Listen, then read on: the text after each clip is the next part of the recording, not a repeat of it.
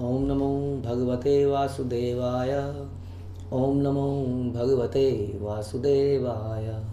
श्रीमद् भागवतम चौथा कैंटो 13वां अध्याय और 27वां श्लोक। हमने सुना था कि राजा अंग ने एक बार एक यज्ञ कराया। उस यज्ञ में बहुत सारे लोग बैठे थे, ब्राह्मण लोग बैठे थे। उन्होंने बहुत कुछ किया, शुद्ध घी डाला, सब कुछ किया, मंत्रों का उच्चारण किया, लेकिन एक भी देवता वहाँ पर नहीं आए।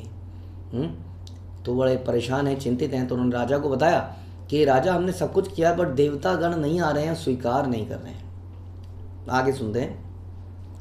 राजन हविष्य दुष्टानि श्रद्धया साधितानि ते छंदास्य यातयामनि योजितानि धृतव्रते। हे राजन, हमें ज्ञात है कि आपने अत्यंत श्रद्धा तथा सावधानी से यज्ञ की सारी सामग्री एकत्रित की है और वह दूषित नहीं है। जहाँ तक हमें पता है कि आपने तो पूरा ड्यू केयर करी है कि एक शुद्ध सामान यहाँ पर आए। हमारे द्वारा उच्चारित वैदिक मंत्रों में भी किसी प्रकार की कमी नहीं है। हमने देख लिया, बार बार अपने रेफर भी करके देख लिया, शास्त्र भी देख लिए, कोई मंत्र हम गलत नहीं बोल रहे हैं और हम समस्त कृत्यों को ठीक से कर रहे हैं। Sequencing and all those things, शुद्धिकरण, हम सब कुछ ठीक से कर रहे हैं। हाँ, मंत्रों में भी गलती नहीं है, सामान भी ठीक है, फिर भी क्या हो रहा है पता नहीं। नाविदामेह देवानां हेलनम वयमपि यन्न गृहन्ति भागान स्वान ये देवा कर्म साक्षिण। हे राजन, हमें ऐसा कोई कारण नहीं दिखता जिससे देवतागण अपने को किसी प्रकार से तिरस्कृत या उपेक्षित समझ सकें।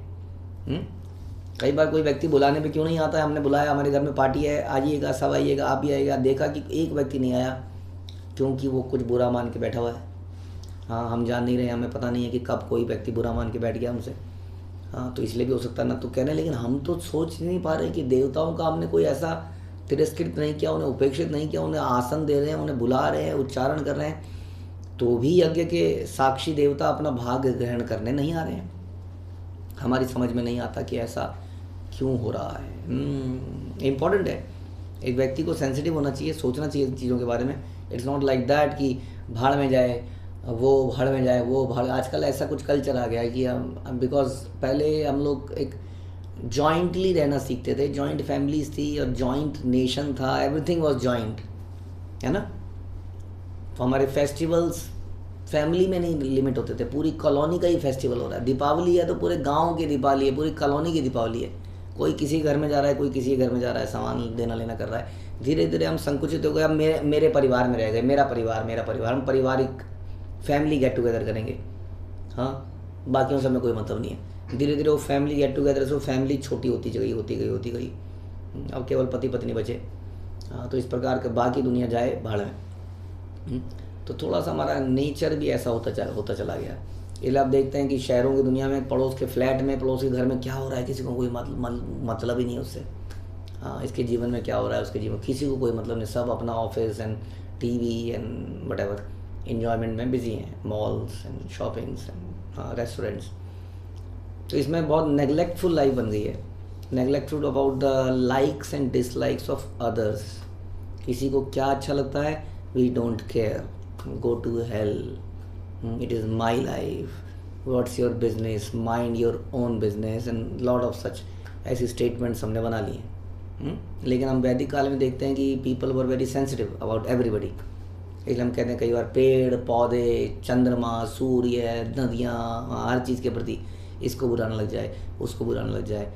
तो सेंसिटिविटी मीन्स मैच्योरिटी।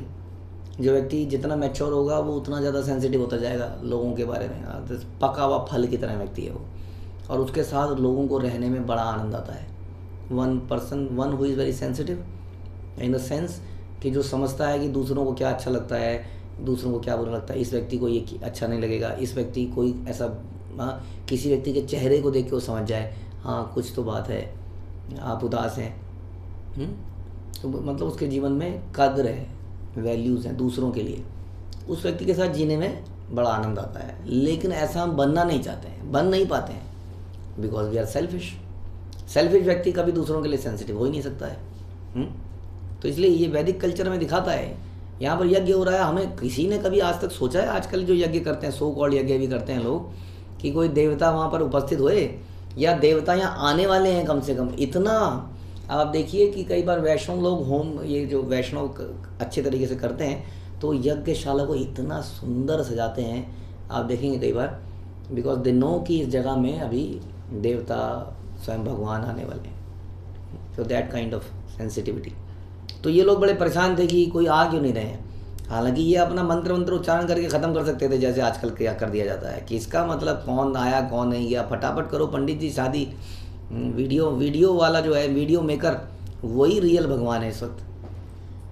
मैत्रेय उवाच अंगो द्विज वचा श्रुत्वा यजमाना सुदुर्मना तत्पृष्टुम विसृज द्वाचम सदस्यांस्तदनुज्ञया।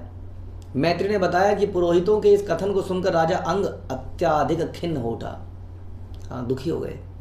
तब उसने यजमानों से कुछ कहने की अनुमति मांगी और यज्ञ स्थल में उपस्थित समस्त पुरोहितों से उसने कहा, बोलने से पहले भी राजा थे, बोलने से पहले उन्होंने अनुमति मांगी, क्योंकि राजा लोग क्या करते थे, वो अनुगत थे ब्राह्मणों के, वैष्णवों के, उनके कहे अनुसार ही जीवन चलाते थे। वो ये नहीं कहते थे आई एम द किंग।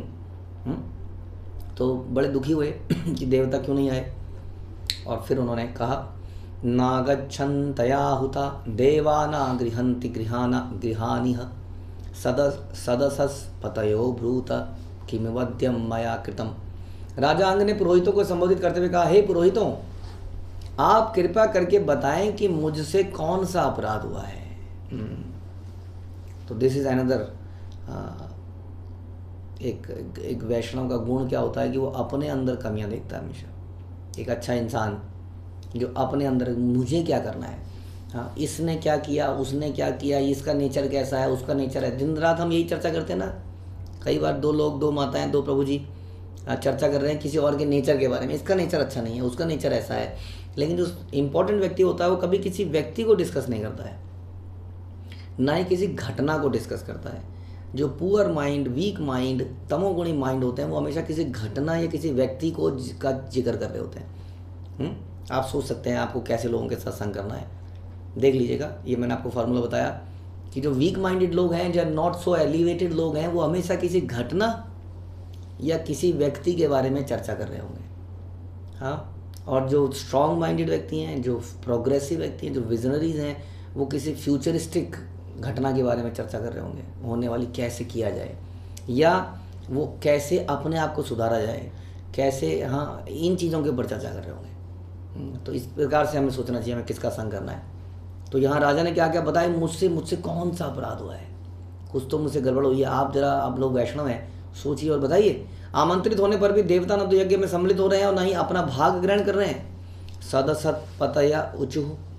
तो सभी इन लोगों ने, पुरोहितों ने क्या बोला, नरदेव भवतो नाद्यम तावन्मनाक स्थितम अस्तयेकम प्राक्तन्मघम यदि हे दृक् त्वं प्रजा।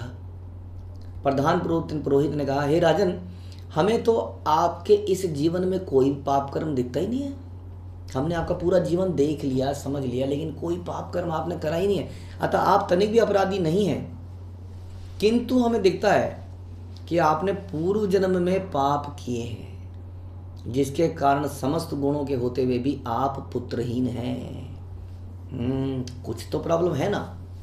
हाँ, ये होता है आदमी, इसी को कहते हैं, हमारे शास्त्र में यही सिखाते हैं।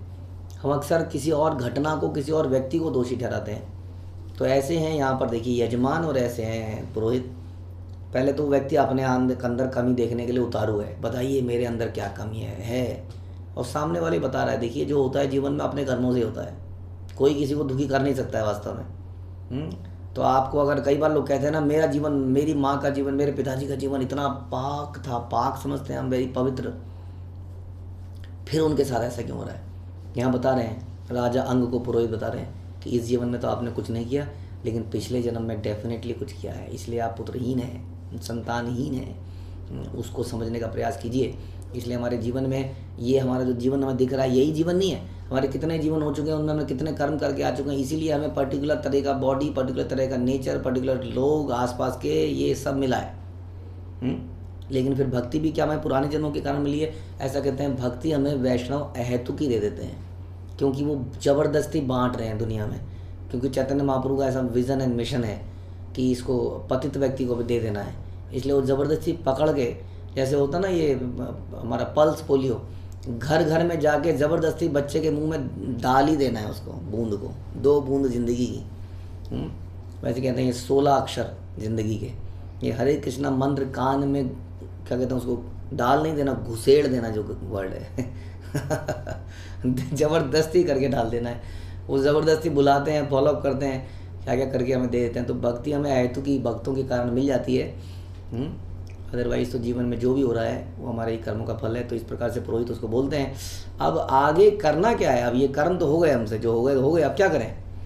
तो आगे क्या होता है, ये पुरोहित क्या सलाह देते हैं, ये हम अगले प्रवचन में सुनेंगे। हरे कृष्णा। श्रील प्रभुपाद की जय।